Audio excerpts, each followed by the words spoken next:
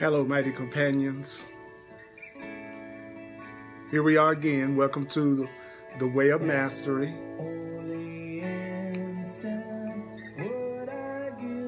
I'm Earl Purdy, and I'm ready to do with you a great journey, a beautiful journey, beautiful journey. It's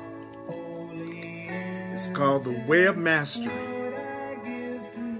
We're going to do the Way of Mastery. And I'm excited to continue the journey of the soul. Whew, it's good to take a break from the world.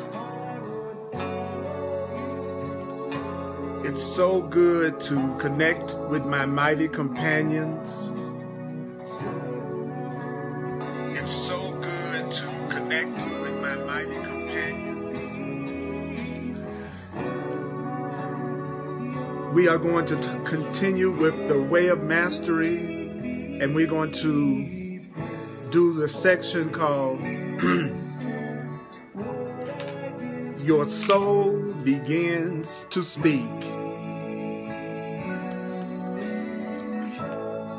We're going to do how can you tell when your soul begins to speak? What happens when you really start to have communication from your soul?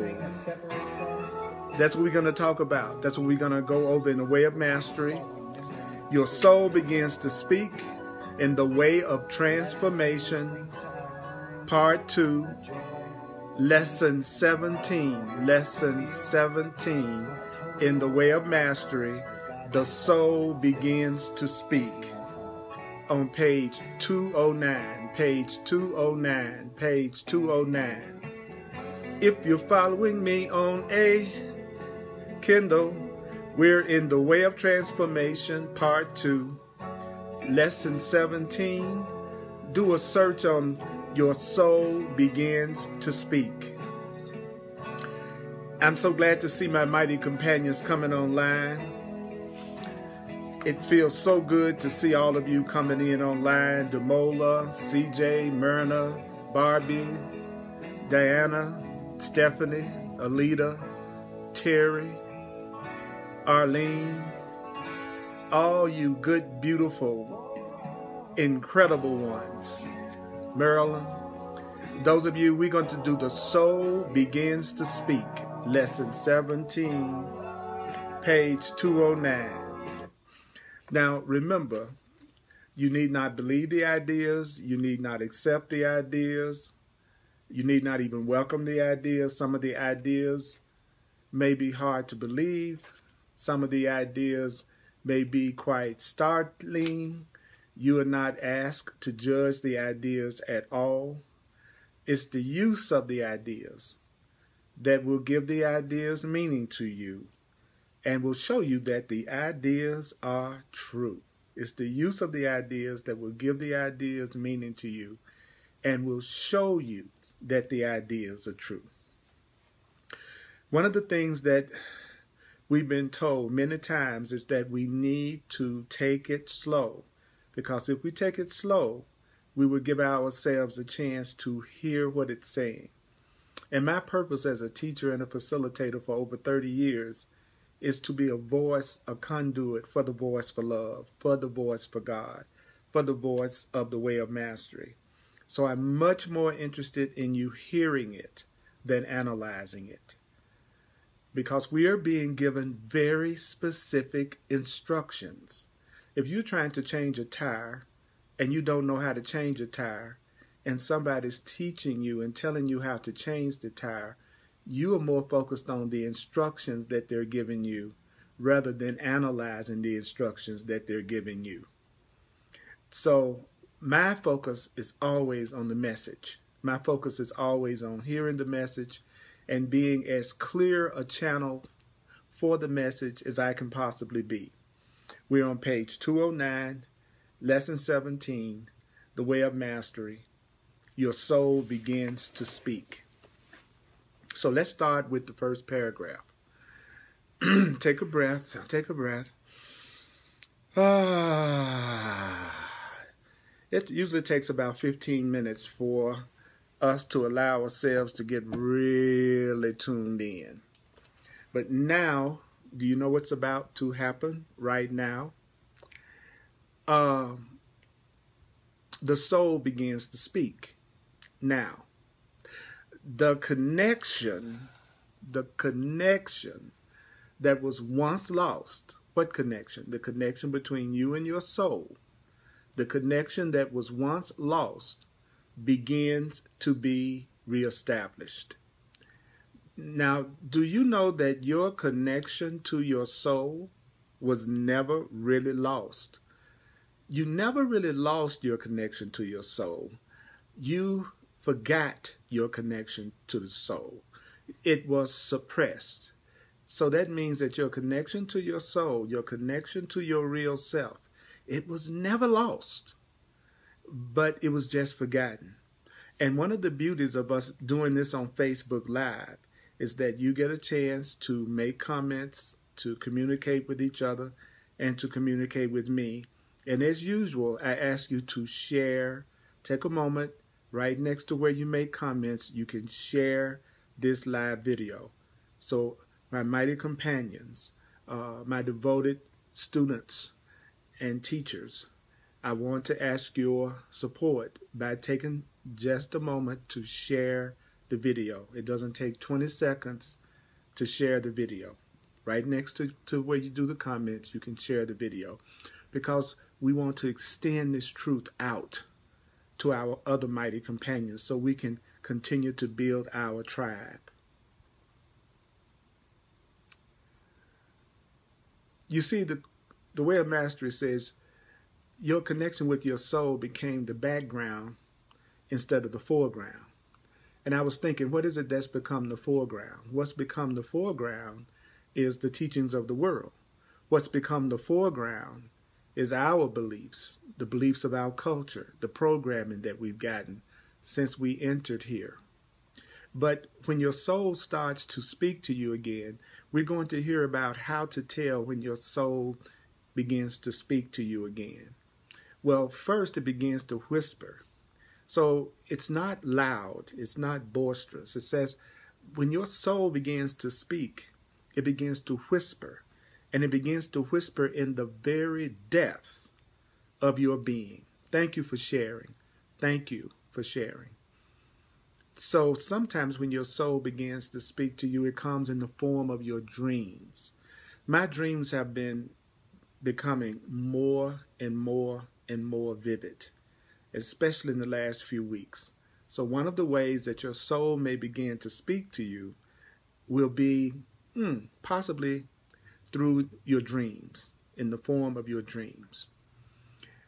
So if it starts to talk to you, and it's going to talk to you how, well, your soul is beginning to speak to you. That means the connection to your soul that looks like it was lost to you is beginning to be reestablished. But the truth is, the connection to your soul was never really lost. You just forgot your connection to the soul. Your connection to the soul was suppressed. Your soul speaking to you, it became something that was happening in the background instead of something that's happening in the foreground.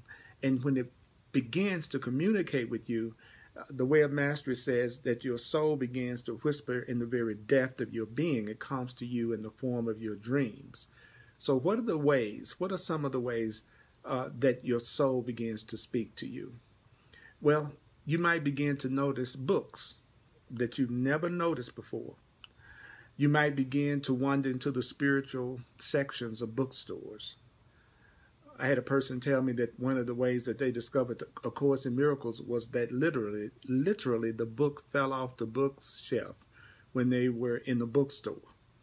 You may find yourself in the spiritual section of a bookstore and don't even understand what compelled you to be there in the first place. And so you might pick up a copy of The Way of Mastery, or you may pick up the Yeshua Letters or A Course in Miracles, or some other such book. But what it does is it begins to do what? It will begin to trigger within you a thirst. It will begin to trigger within you a longing. I personally, constantly, 80% of the time, I have some form of truth that I'm listening to. Ever since 1989, I have been listening to A Course in Miracles, Way of Mastery, truth teachings all night long, listening to recordings all night long. When I'm not doing my personal sessions and I'm working on other things, I have the truth going in the background. I have personally recorded The Way of Mastery in my own voice, calling my own name. And I listen to it over and over again because it's important to remember that this is not about analyzing. This is not about trying to figure this out. This is about listening and remembering.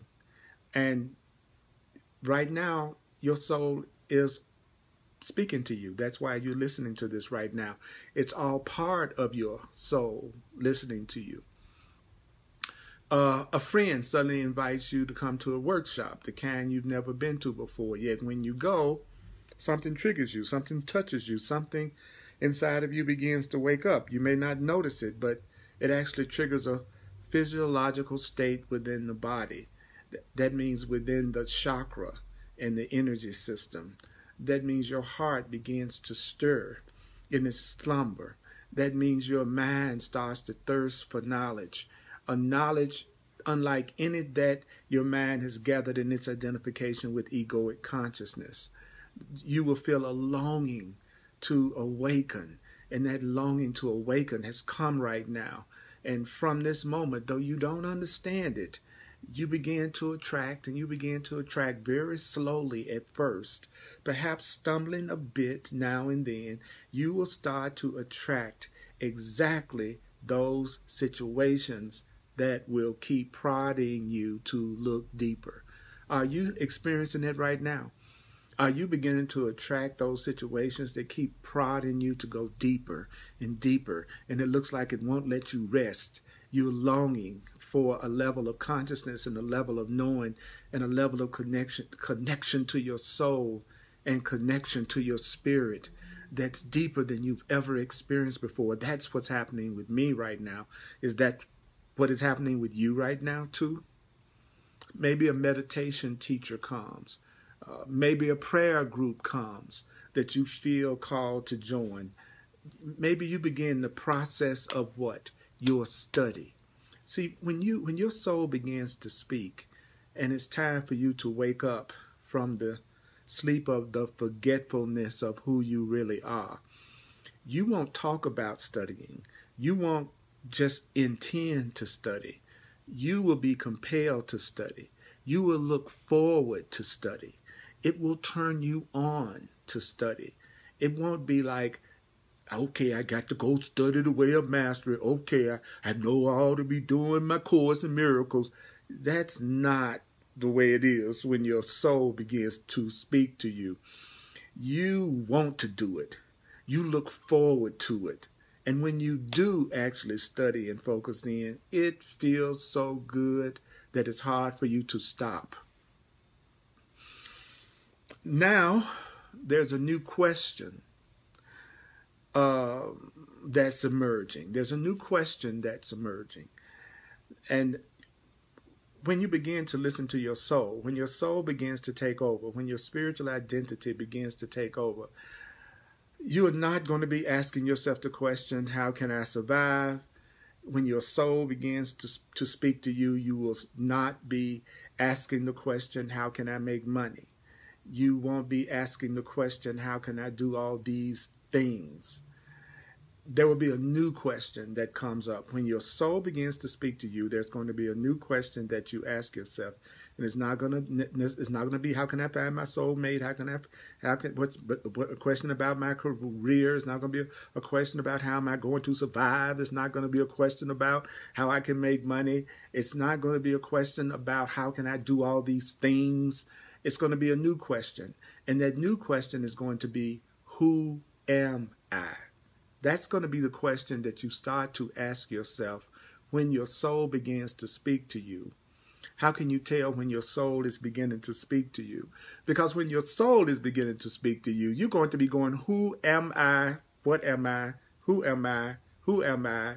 There may be many forms to the question, but the question is going to remain basically one question. Who am I? What am I? From where have I come? What is life? What is God? What is God? How can there be anything at all? So what are the questions that you're going to begin to ask yourself when your soul begins to speak? Who am I? What am I? Who am I? What am I? Who am I? What am I? Who am I? What am I? Who am I? What am I? That's what the soul is going to begin to ask. Who am I? Who am I? What am I? From where have I come? What is life? God.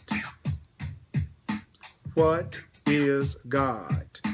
How can there be anything at all? Who am I? What am I? From where have I come? From where have I come? What is life? What is life? God. God. What is God? What is God? How can there be anything at all? How can there be anything at all? Who am I? Who am I? What am I? What am I? From where have I come? From where have I come? What is life? What is life? God. God. What is God?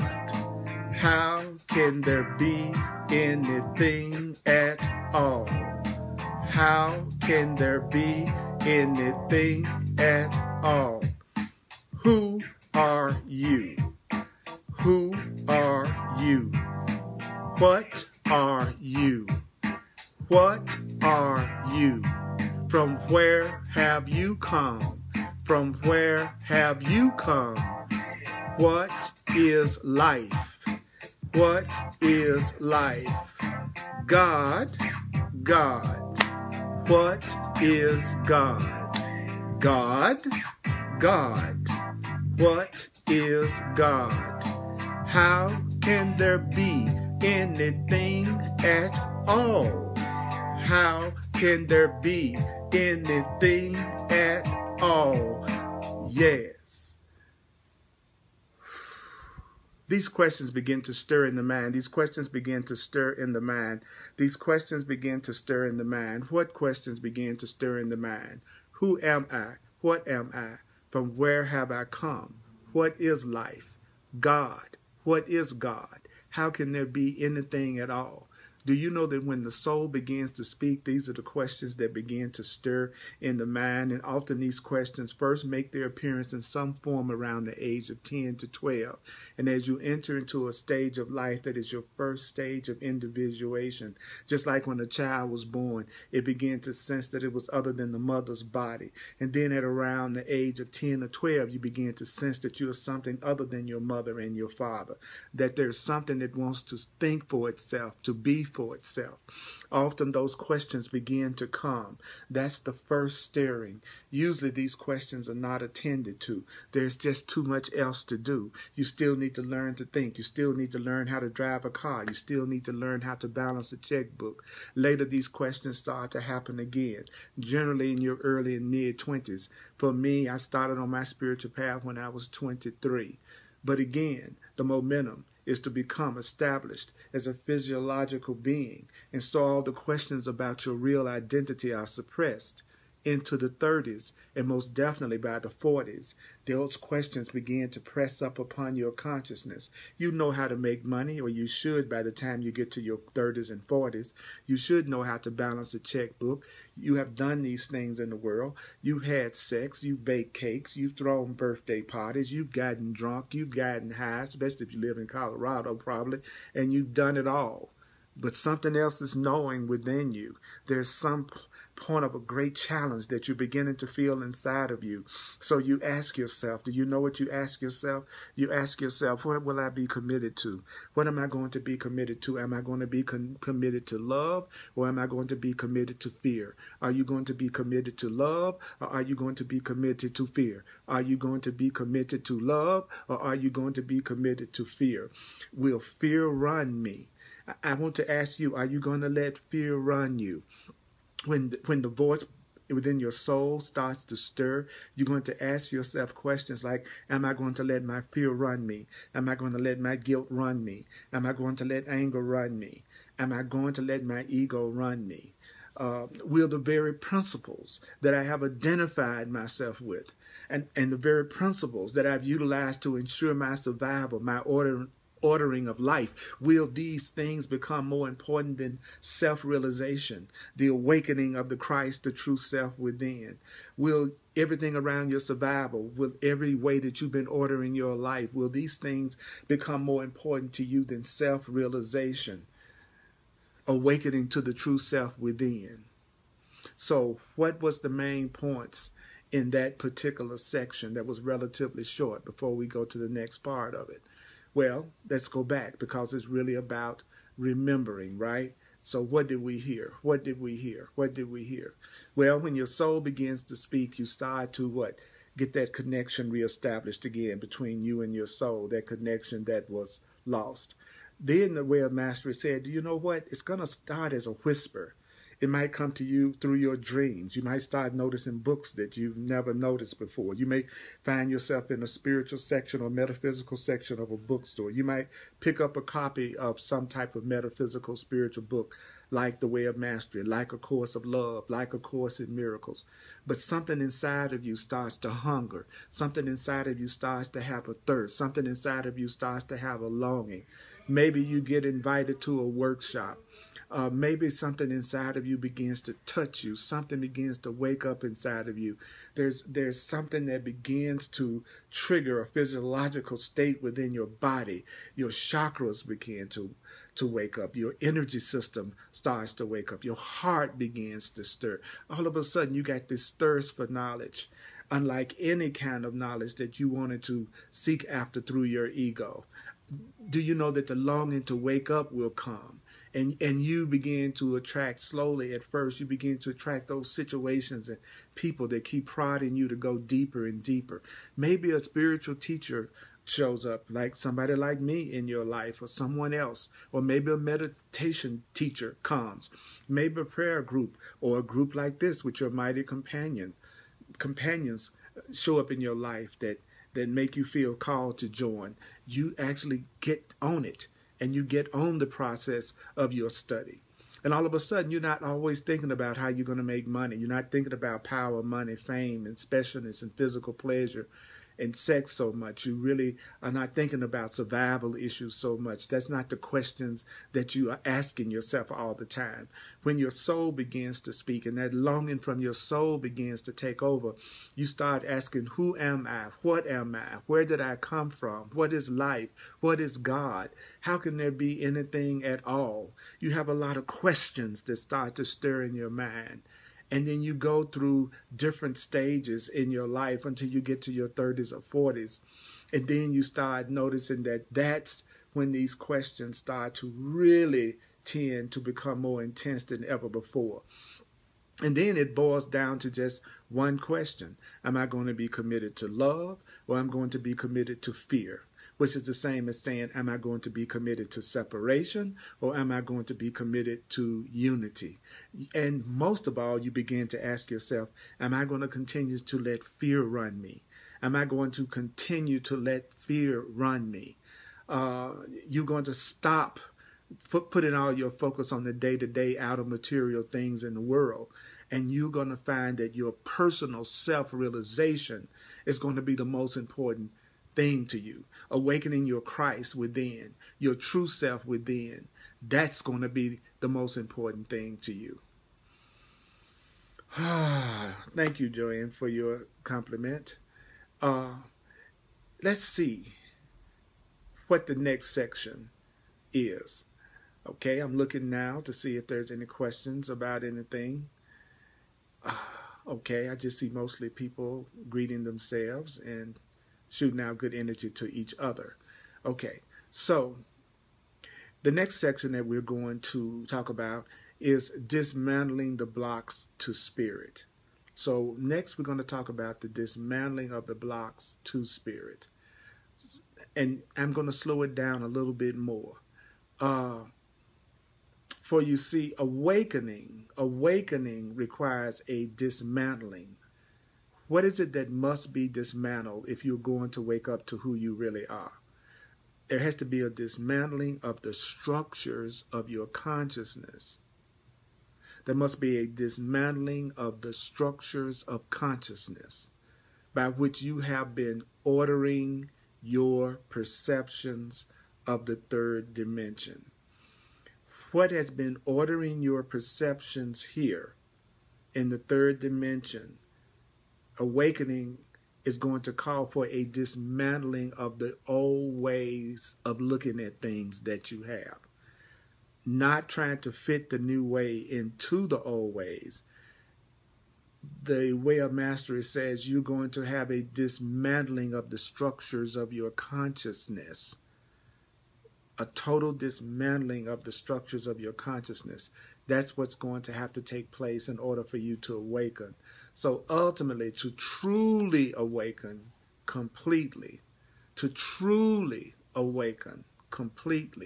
requires the dismantling of very subtle, deeply embedded patterns of perception that were already making up the soul prior to your incarnation in this life.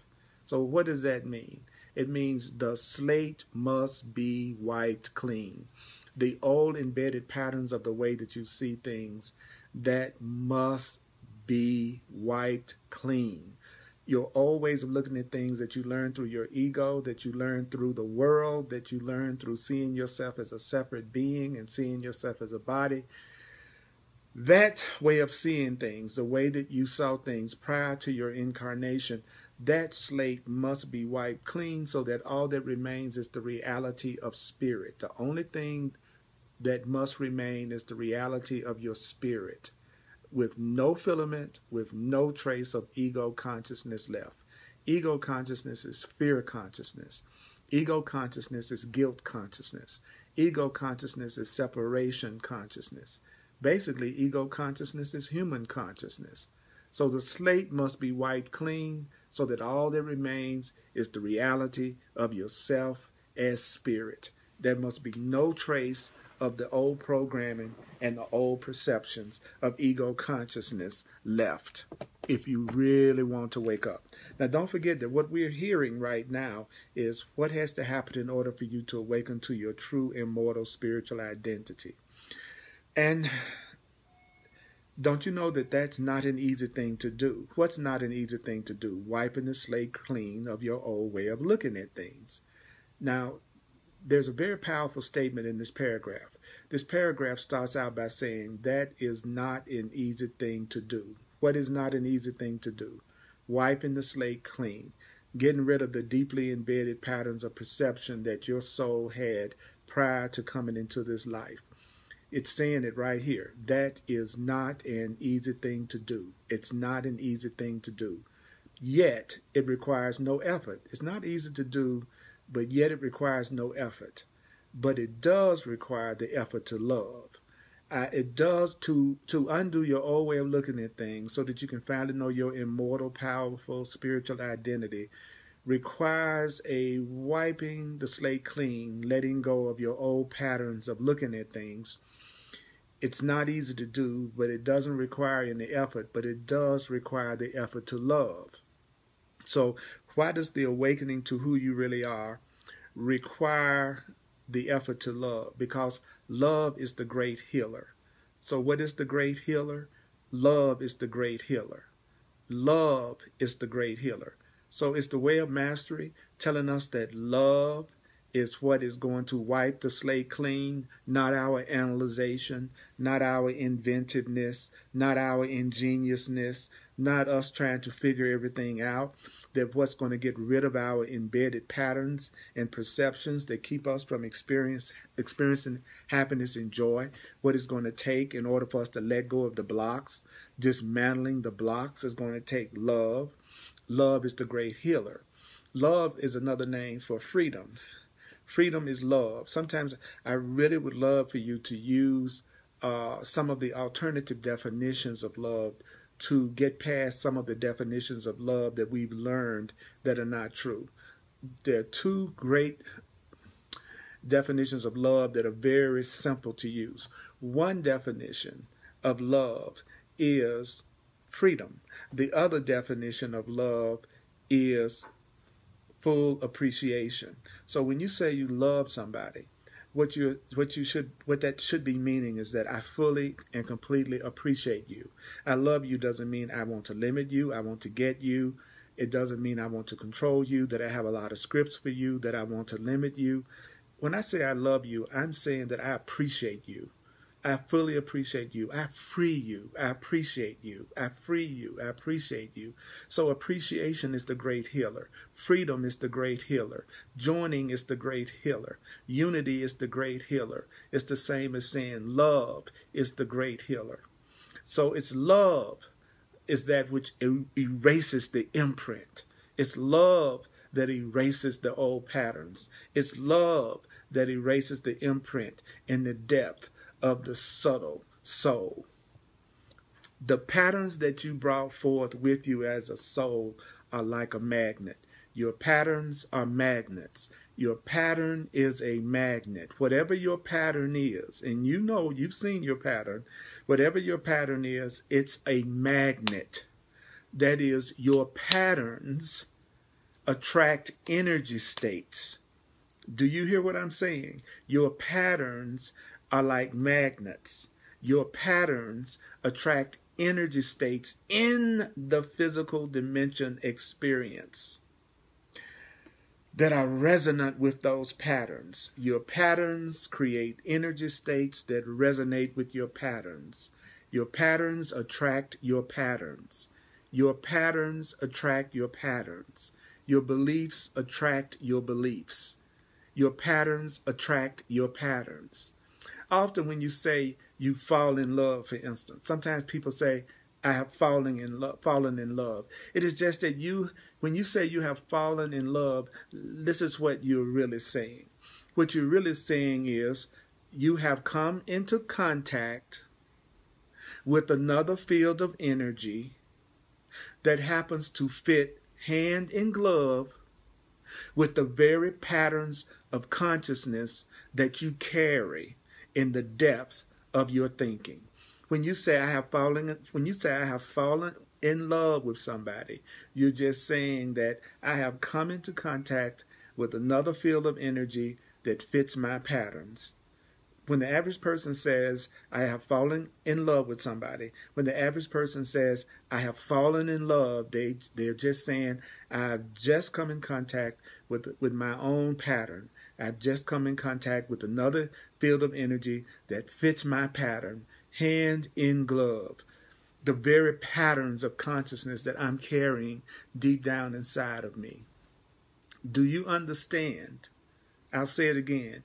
When a person that is not awakened, when they say they have fallen in love with somebody, they don't know it, but all they're saying is, I have just met somebody that matches my pattern. I've just met somebody that matches my pattern. Hand that just fits my pattern like a hand in a glove. I've just met somebody whose patterns are just like the patterns that I carry in the deepest parts of my being. That's what the average person is saying whenever they say, I have just fallen in love with somebody. Or if they say, I am attracted to somebody. They're really saying, I am attracted to my pattern. This person represents my pattern. I'm attracted to my consciousness. I'm attracted to my consciousness. I'm attracted to someone that has a consciousness that resonates with my consciousness, that fits it hand in glove.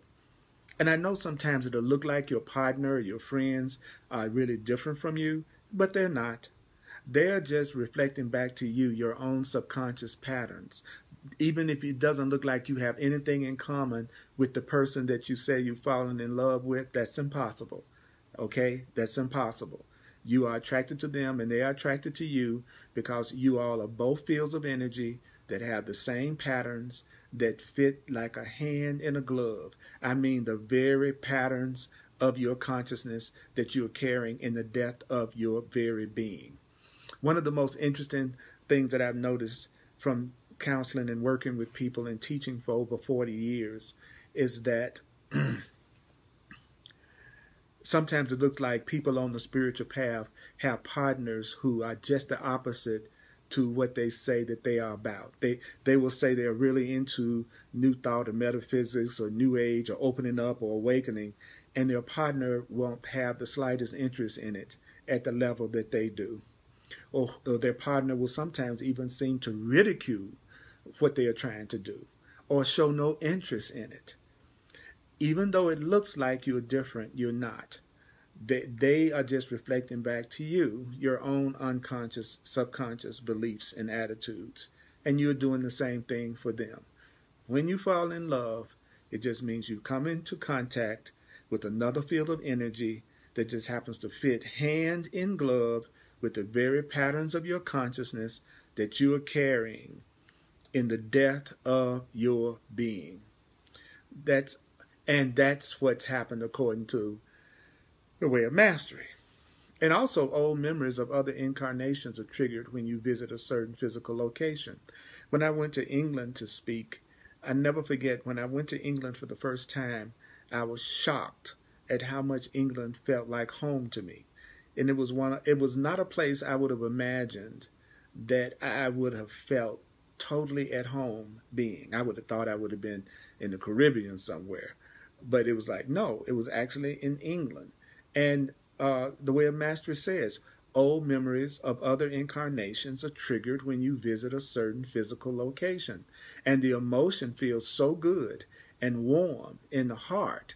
You think, surely this is where I must live on the planet. This is where I want to spend my life. That is exactly also what I felt when I came to Denver, Colorado, where I live right now. I absolutely love living in Denver, Colorado. It would be 18 years this year since I moved here from Memphis, Tennessee. And it feels like I moved here last week. I have had such a loving, beautiful, wonderful time connecting with beautiful people that it just feels good to be here. My emotions feel good and warm being here. When you're resonating to places like that, that means the vibrations of that place really is connecting with your soul and who you are. And you want to live somewhere that you feel glad to be there. And yet all of this is emerging as a result of your karma. When I say karma, I'm talking about the patterns and the effects that have come from your patterns. Your karma is just the patterns and effects that have come from your patterns. Your karma is just the patterns and the results that you're getting from the results of your patterns. Your patterns are your karma. Okay. Now, people say they want to wake up. People say, I want to know God. I want to know my true self. I want to get in touch with my spiritual identity.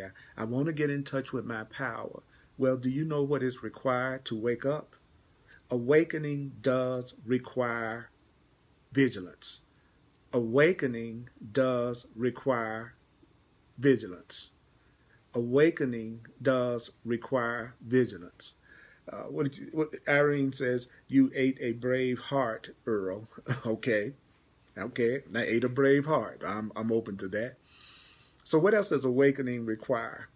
Awakening requires that rather than merely going with the reactions of the third dimensional being, rather than going with the reactions of your human identity, awakening requires that rather than merely going with the reactions of the third dimensional being, you begin to question. Notice that it's saying over and over again, begin to question, begin to question. Now, one of the things I love that the Course in Miracles teaches is that the Course in Miracles teaches that the ego, the fearful mind, the part of the mind that doesn't know the truth, the regular old human mind, it teaches that the ego asks endless questions but can never perceive meaningful answers. So the ego is the part of a person that will have 1,000 questions that it will ask me, but when I answer it, it just doesn't get it. The ego part of the mind can ask endless questions, but it never can perceive meaningful answers. But questioning is a big part of the awakening process. So you begin to question. When you awaken, you begin to question, but you also begin to observe. When you awaken, you also begin to feel. When you start to awaken, you begin to think more deeply. So what are the characteristics of an awakening being? They think deeply, they feel deeply, they observe deeply, and they question. But we were told earlier what it is that you need to ask. The questions, what is the question that you need to ask? See, we don't even have to figure that out. It said that if you are beginning to wake up, you're going to ask, not how can I make some more money? You're going to ask, who am I? What am I? From where have I come? What is life? What is God? Who am I? Those are going to be the kinds of questions that you ask. You begin to engage in some form of spiritual practice. You begin to engage in some form of spiritual practice. If you want to awaken to your true, powerful spiritual identity, you engage yourself in some form of spiritual practice. You have to engage yourself in some form of spiritual practice. You have to engage yourself in some form of spiritual practice to wake up to who you really and truly are, your God self, your divine self. You begin to engage yourself in some form of spiritual practice, whether it be meditation, whether it be prayer, whether it be something else. All of these things are modalities which do something very, very important. I might say this 4 or 5 times before we hear what I'm about to say, because I believe this next sentence is I don't even have words to describe what I think this sentence is saying in terms of the power and importance of it. Why is it that you need to engage yourself in some form of spiritual practice? Because when you engage in some form of spiritual practice, it interrupts the momentum of being caught up in the third dimensional experience. This is the third dimensional experience, the physical dream, the physical experience. So when you're studying, and when we're doing something like studying the way of mastery together right now, the way that we are interrupting the momentum of the ego. We're interrupting the momentum of being caught up in this third dimensional experience. Like right now, we are actually interrupting the momentum of the ego. We are interrupting our ego's momentum right now. That's why you engage in some form of spiritual practice. And I have to say this over and over and over again. Practice, not spiritual analyzation, not spiritual kind of thinking about it, philosophizing about it, discussing it only. You have to engage yourself in some form of spiritual practice so that you can interrupt the momentum of being caught up in the third dimensional experience. Chanting is also a way of doing it. Whatever type of spiritual practice you do, it's important to know that the purpose of the spiritual practice is to interrupt the momentum of your ego in this third dimensional experience. You interrupt the pattern of being caught up in the world. See, that's what we've done right now. That is what we are doing right now. We are interrupting the pattern of being caught up in the world for this length of time while we're together, long enough to sit quietly for half an hour, or to chant, or to walk. You do something in a different way. If you want to wake up, you've got to do something in a different way. You have to interrupt the pattern of being caught up in the world. You have to interrupt the momentum of being caught up in the third dimensional experience. You have to interrupt the pattern of being caught up in the ego and the world. And you can do that by practicing, doing your spiritual practice, by sitting quietly for a half an hour, or chanting, or walking. You just do something in a different way. That means you are beginning to turn the momentum of the mind back upon itself. That means you are beginning to become what? Self-observant rather than world observant. So a person that is waking up, a person that is waking up to their true spiritual identity, a soul that's going through an awakening, stops so much observing the world, but they start to observe the self. You are beginning to become self-observant instead of world observant. That's what an awakening person is doing. They are not so much observing everybody else. They're not caught up in what everybody else is doing, because as far as I'm concerned, what you and everybody else are doing is whatever you need to be doing for whatever experiences to draw to you, whatever experiences you need to draw to you for your spiritual awakening. That is what I believe each and every one of you are doing. So I'm not concerned about what you're doing. I know that whatever you are doing, it's going to be a lesson.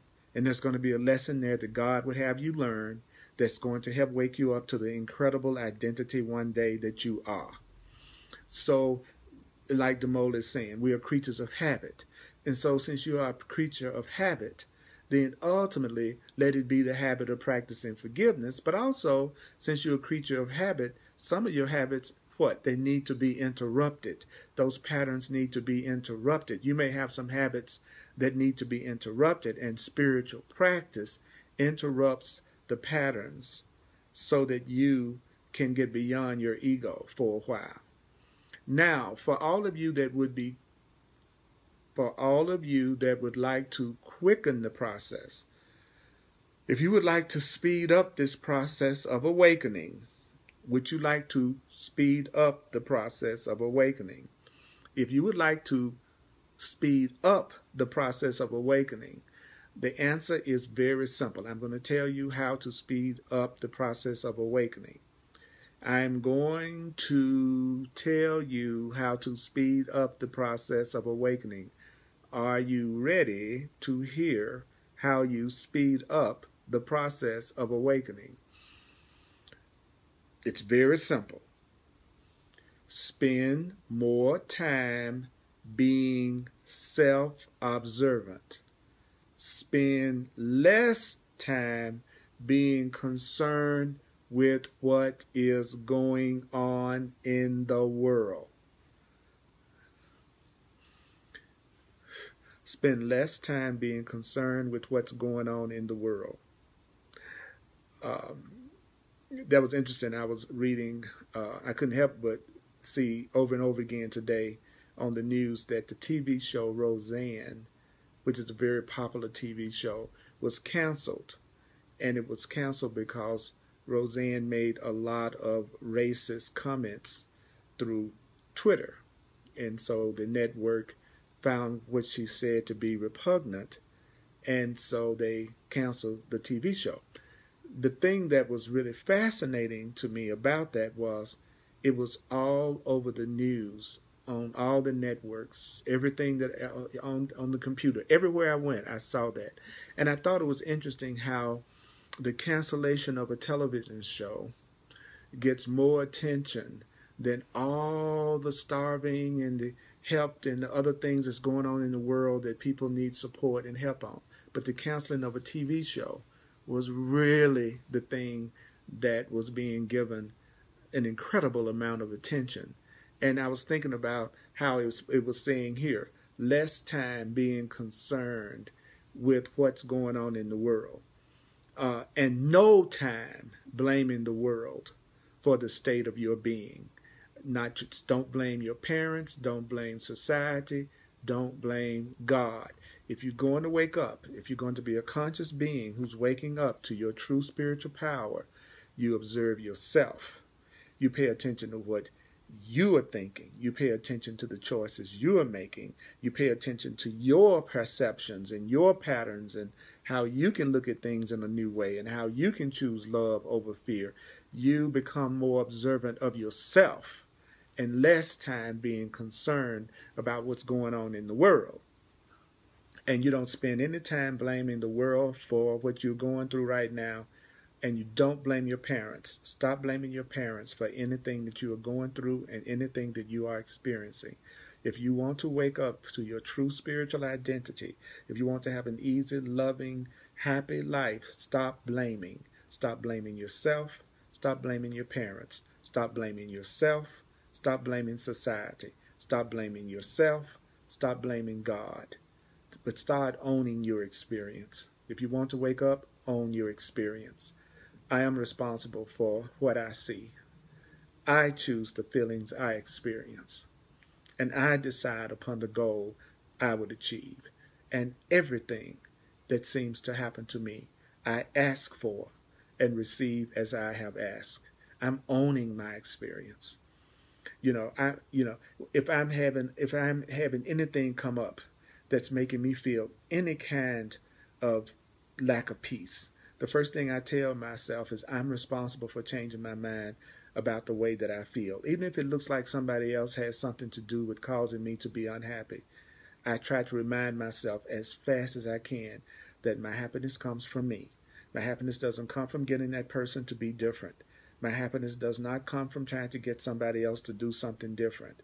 I own my experience. I own my experience. I decide upon the feelings. I choose the feelings I experience.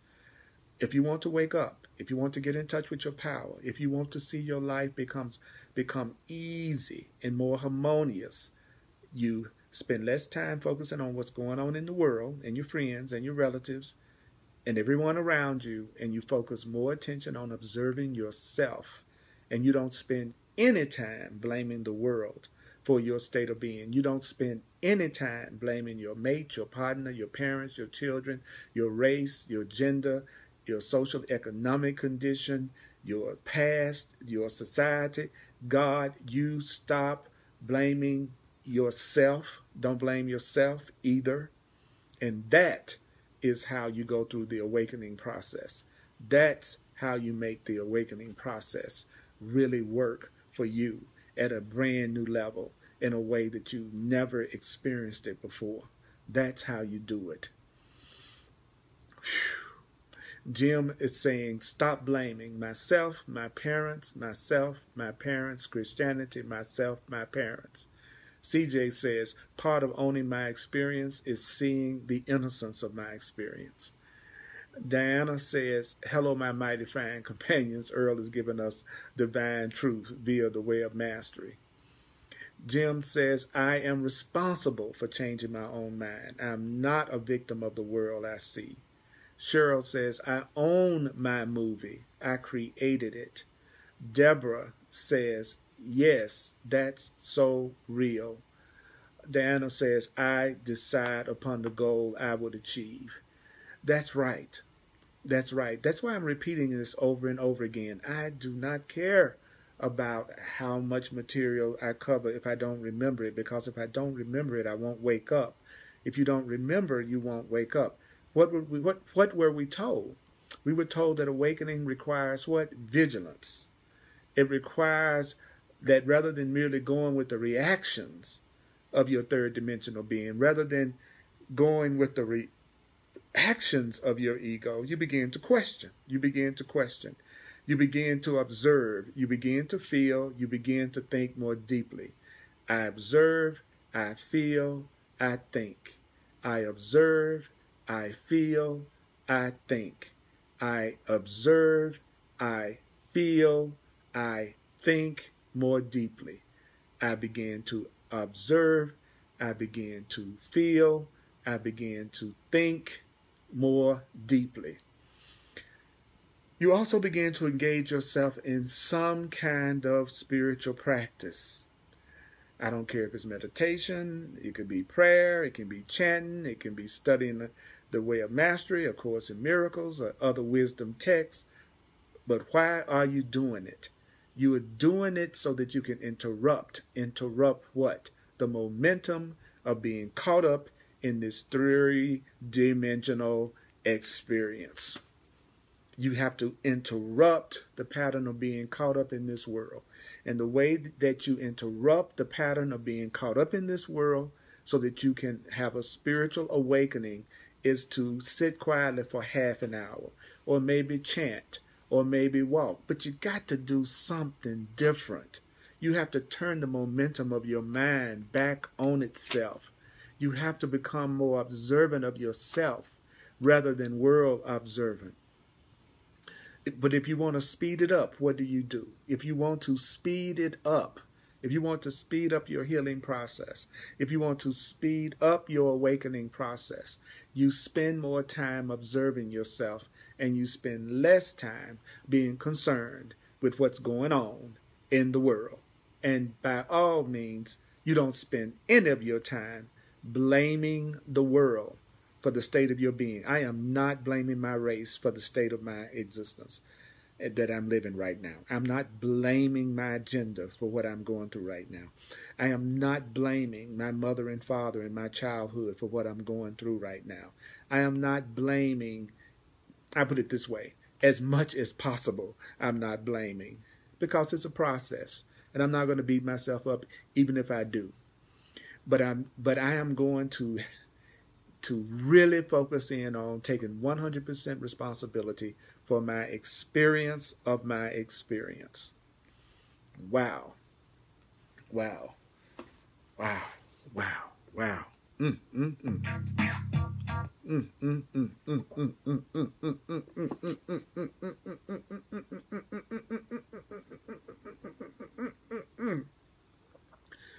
The next section is called Assuming Complete Responsibility and Power. Assuming complete responsibility and power. Assuming complete responsibility and power. We're at the 1 hour mark. If some of you feel like it's time for you to go, I understand. But I feel like doing the full 90 minutes this evening, because I usually do between an hour and a half. And you know, I'm going to do the full 90 minutes because I love what I'm hearing. I'd rather focus on this than anything else that I would be doing. So here we go. Assuming complete responsibility and power. Here is an important word that we will share with you. Here is an important word that we will share with you. You have heard it many times before. You have heard it many times before. Here is an important word that we will share with you. You have heard it many times before. But when you truly reach a point of assuming 100% responsibility for what you think, what you feel, what you see, and what you experience, this creates a quantum leap in the other direction. What creates a quantum leap? What creates a quantum leap? What creates a quantum leap in the other direction? What creates a quantum leap in the other direction?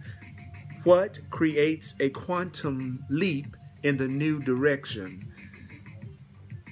assuming 100% responsibility for what you think. I assume 100% responsibility for what I think. I assume 100% responsibility for what I feel. I assume 100% responsibility for what I see. I assume 100% responsibility for what I see. I assume 100% responsibility for what I experience. Say it with me. I assume 100% responsibility for what I think. I assume 100% I'll say it again. I assume 100% responsibility for what I think. I assume 100% responsibility for what I feel. I assume 100% responsibility for what I see. I assume 100% responsibility for what I experience. I assume 100% responsibility for what I think. I assume 100% responsibility for what I think. I assume 100% responsibility for what I think. I assume 100% responsibility for what I think. I assume 100% responsibility for what I think. I assume 100% responsibility for what I think. I assume 100% responsibility for what I think. I assume 100% responsibility for what I feel. I assume 100% responsibility for what I feel. I assume 100% responsibility for what I feel. I assume 100% responsibility for what I feel. I assume 100% responsibility for what I feel. I assume 100% responsibility for what I see. I assume 100% responsibility for what I see. I assume 100% responsibility for what I see. I assume 100% responsibility for what I see. I assume 100% responsibility for what I see. I assume 100% responsibility for what I see. I assume 100% responsibility for what I see. I assume 100% responsibility for what I see. I assume 100% responsibility for what I experience. I assume 100% responsibility for what I experience. I assume 100% responsibility for what I experience. I assume 100% responsibility for what I experience.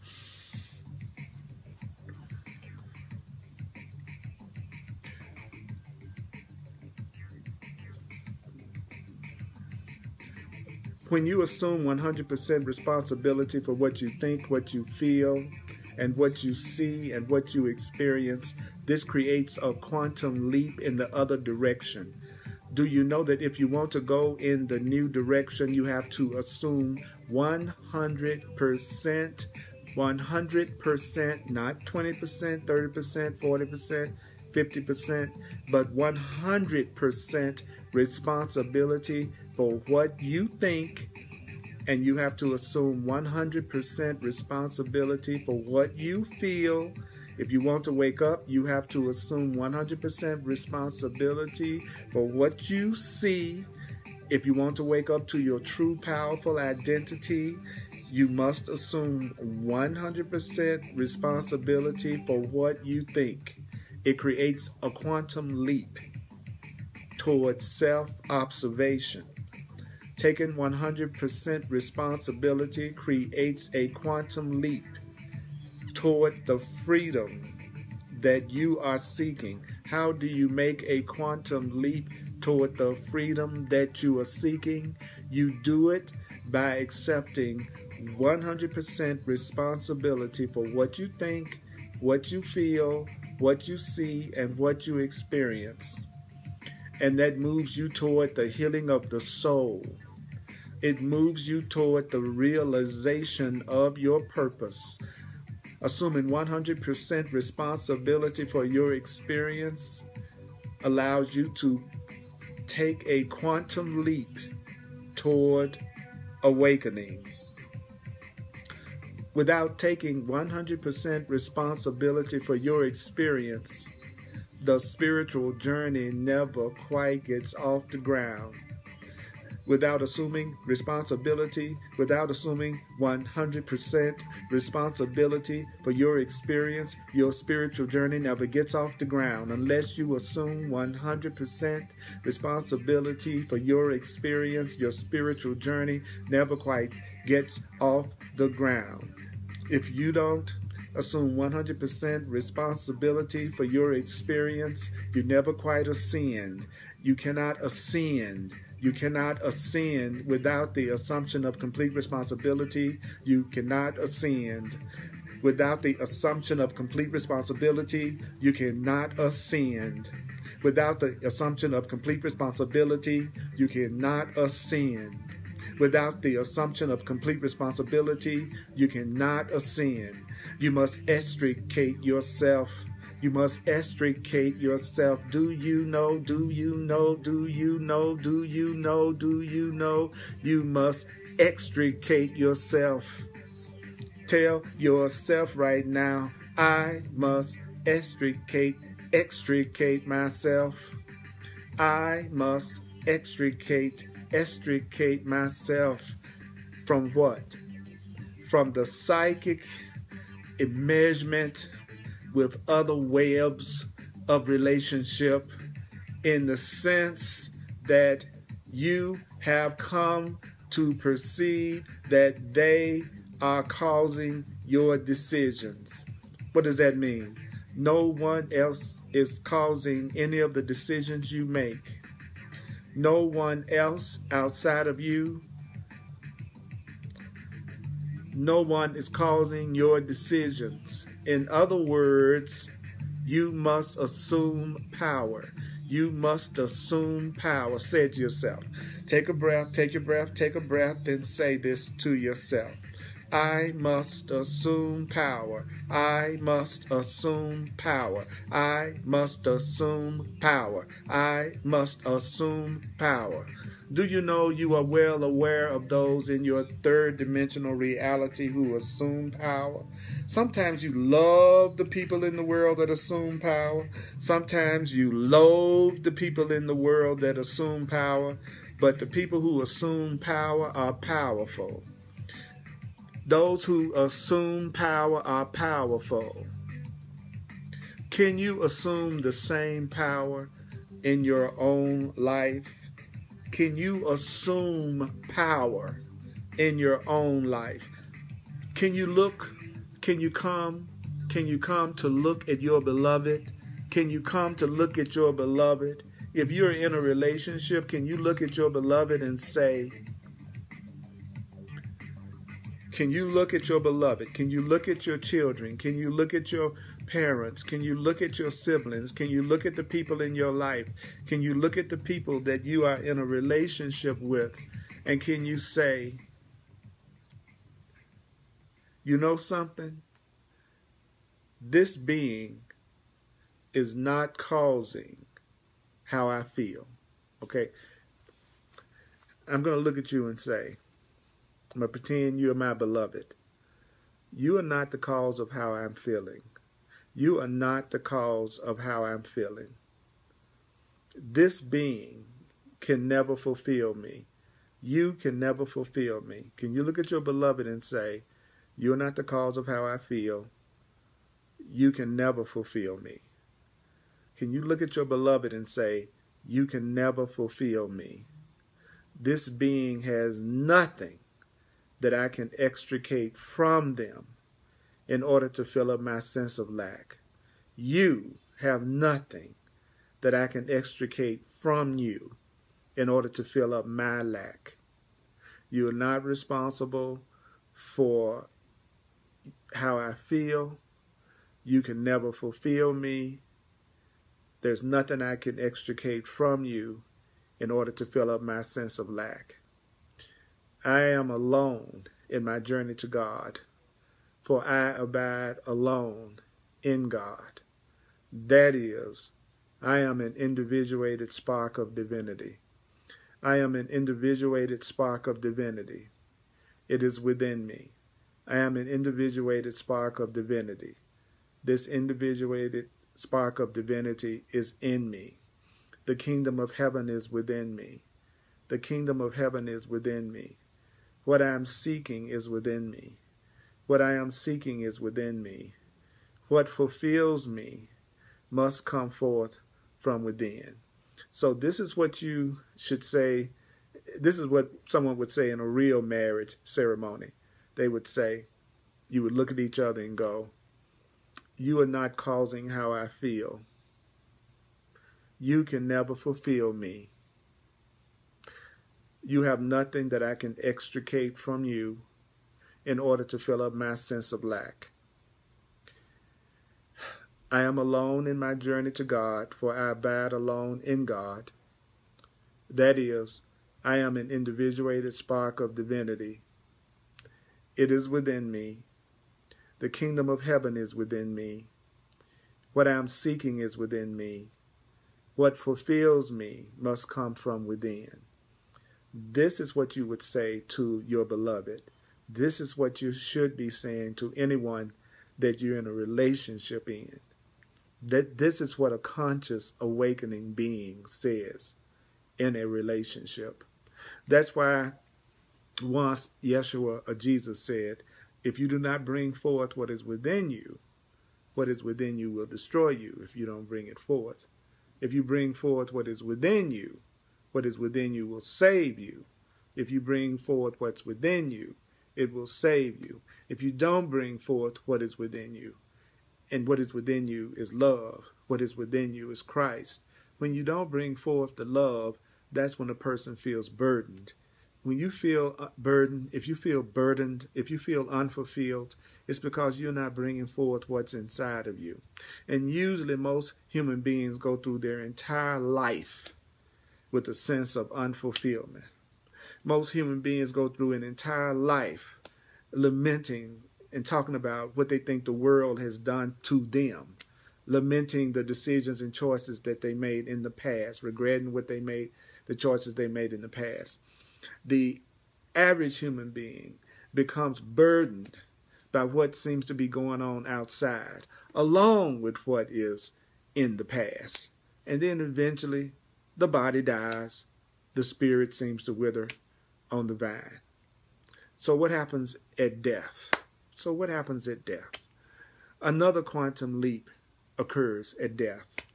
That's shocking, as the one who has died discovered themselves to be popped back into another vibrational state that often triggers great fear. Do you know that very few beings on this human plane have consciously entered death? Very few people die consciously. It is time, even for those of you that are listening to this, to make a decision, to simply make a decision. It's time for you to make a decision. It's time for you to make a decision, Raj. It's time for you to make a decision, Earl. It's time for you to make a decision, mighty companion. What is the decision? It's time for you to make a decision. And this is the decision. Say this to yourself. I will enter into the transition called death with deliberate consciousness. I will make sure by beginning now that I carry no resentment, that I have forgiven everyone of everything. And as the body does enter that state called death, I will release the world and require nothing of it. I will not long to run off in freedom, but I will experience death consciously. I will experience death consciously. I will notice the subtle energy changes as I flip from this dimension into another dimension at the speed of light. Do you know that this is what a being would say if they were dying consciously? You would say, I enter into the dimension called death with deliberate consciousness. I will make sure by beginning now that I carry no resentment, and that I have forgiven everyone of everything. I have forgiven everyone of everything. And as the body does enter that state that's called death, I will release the world and require nothing of it. I will release the world and require nothing of it. I will not long to run off in freedom. I will not long to run off in freedom, but I will experience death consciously. I will notice the subtle energy changes as I flip from this dimension into another at the speed of light. Beloved friends, come to understand at this stage of our journey together the true immensity of who you are and what you are. Understand that you are not so much dealing with things in the world as you are dealing with patterns of energy that reflect in some way what's already occurring in your consciousness. You're just dealing with patterns of energy that reflect what's going on in your own consciousness. That's all you're dealing with every day. You're just dealing with patterns of energy that are reflecting what's occurring in your own consciousness. If you're experiencing things in the three-dimensional plane, it can mean only that you've chosen to vibrate at a certain frequency. You're here because you've chosen to vibrate at this frequency, or otherwise you couldn't have the experiences that you're having here. All the experiences that you're having here, they're coming from you vibrating at a certain frequency. You could not have the experience of running into a wall with your body unless you were vibrating the same rate as the wall. See, whatever you feel at a physical level is the same vibration that you are vibrating at. Think about that. The reason that the wall seems solid is because you're vibrating at the same rate as the wall. The reason why it looks like you could touch my body is because your body is vibrating at the same rate of speed. That's why you have physical encounters, because you are vibrating at the same frequency as everything you experience and everybody you experience. So is it possible to change the vibrational frequency of the physical body? Well, I want you to listen very carefully. I'm going to say something that's really unique. No. It's only possible to change the vibrational frequency of your consciousness, out of which the body emerged.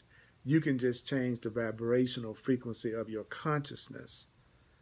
You can't change the vibrational frequency of your body. You can't change the vibrational frequency of a wall or a car or a book. You can only change the vibrational frequency of your consciousness, out of which all of this has emerged. And that's what makes the difference. Okay, take a breath, mighty companion. I can feel heat going all the way through my body. Thank you for being, I'm going to do a quick little recap. Thank you for being with me in this powerful way of mastery, joining that we've done tonight with all the extraordinary comments that have been made that are awesome. You all just warm my heart. You thrill me so much. You help me not feel alone in this awakening, which is such a blessing. If you'd like to make a financial expression of appreciation, I would really appreciate that. As a full-time teacher, I am sustained by the love of God, and so are you. And I want to thank you as a channel. If you would like to make a financial expression of appreciation, go to my website, www.earlpurdy.com. And on my website, earlpurdy.com, it explains all of the services that I offer. And I offer very powerful personal one-on-one services, especially the service I call my clarity sessions. Go to my website. It explains the services I offer in detail. My next Facebook Live broadcast is on Thursday at 7 p.m. Mountain Time. It's called Hardcore Course in Miracles, primarily aimed at dedicated Course in Miracles students. Anybody can watch, but it might, I don't know whether it will be over your head or not, but it's okay. Anybody can watch the class, but it's especially geared toward people who are studying the Course in Miracles. And on Sundays at 1 p.m., I do a Course in Miracles class. And all of these are Mountain Time. And then, of course, on Tuesday, I do the Way of Mastery. And that's also Mountain Time, 7 p.m. You can watch my live broadcast, whether you are a Facebook member or not, by going to www.facebook.com/Earl Purdy Live. www.facebook.com/Earl Purdy Live. Thank you, CJ. I love you and appreciate you. Thank you for narrating. Thank all of you for being so supportive and coming together and forming this powerful tribe that we're following live. So let's do a very powerful recap right now, which I think is the most powerful part of this recap that we have said, the thing that I think needs to be repeated as much as possible to take us to the new place that we need to go. Absolutely. So take a breath, take a breath, take a breath, take a breath. Here we go.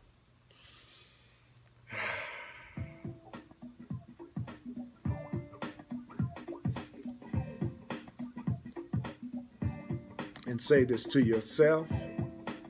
If you want to save some time, if you want to take a quantum leap into awakening, become self-observant.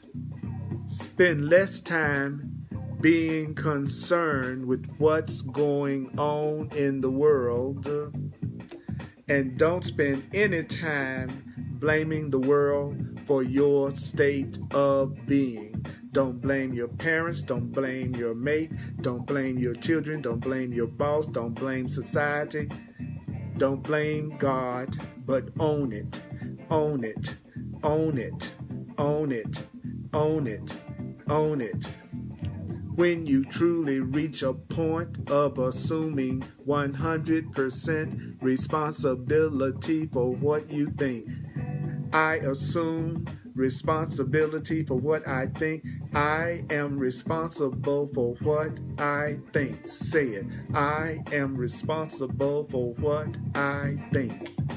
I am responsible for what I think. Take a breath, own it. You got to own it, own it, own it. You got to own it, own it, own it, own it. I am responsible for what I feel. I am responsible for what I feel. I am responsible for what I feel. I am responsible for what I feel.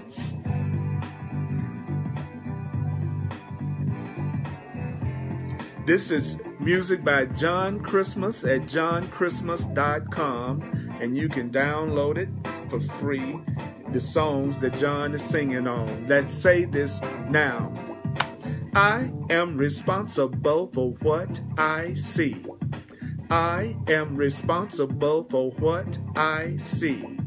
I am responsible for what I see. I am responsible for what I see. I am responsible for what I experience. I am responsible for what I experience. I am responsible for what I experience. I am responsible for what I experience. I am responsible for what I think. I am responsible for what Now I'm going to say it for you. I'm going to say it for you. I'm going to say it for you. I'm going to say it for you. I'm going to say it for you. I'm going to say it for you. I'm going to say it for you. I'm going to say it for you. You are responsible for what you think. You are responsible for what you think. You are responsible for what you feel. You are responsible for what you feel.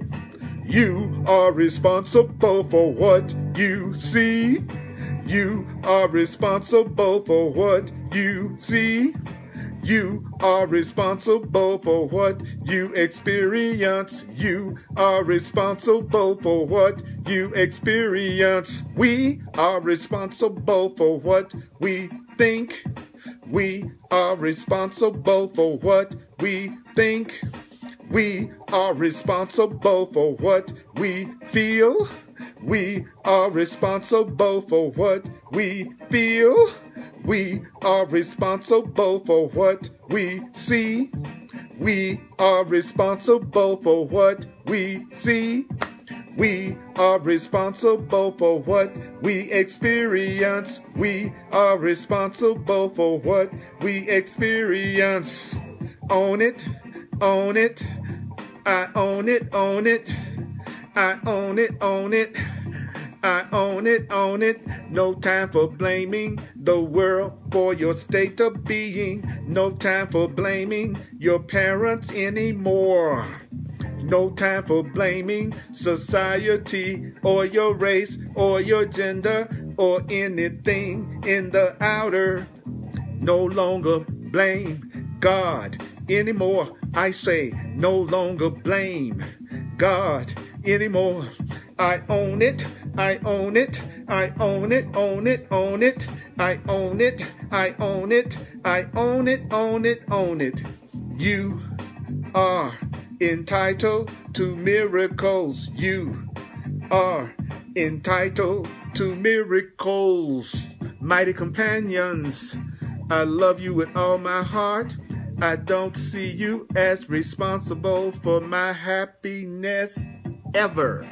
I'm not gonna blame. I want to make a quantum leap. Make a quantum leap with me, mighty companions. You are a blessing. I love you. I will see you next time. Thank you for all of the responses and the comments. Share this video, and may the course be with you. Love you. See you next time.